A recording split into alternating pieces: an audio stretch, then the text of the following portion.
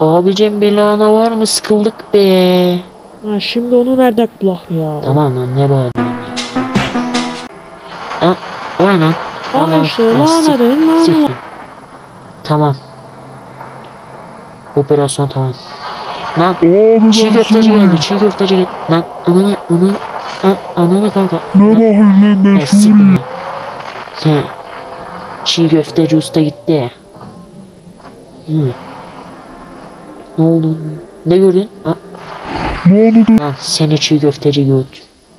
Tamam robot sözü. Tamam yaptın evet. O ne lan? Bu takıyı ne lan?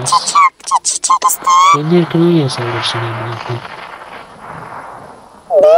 Abi ben Suriye, ben Türkçe.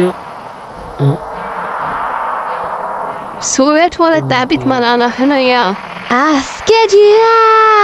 Eski cevabı testeden ama be. Tamam. Şimdi lanım. Allah'ım be. Vay canına. Sen nereden geldin lan şapta?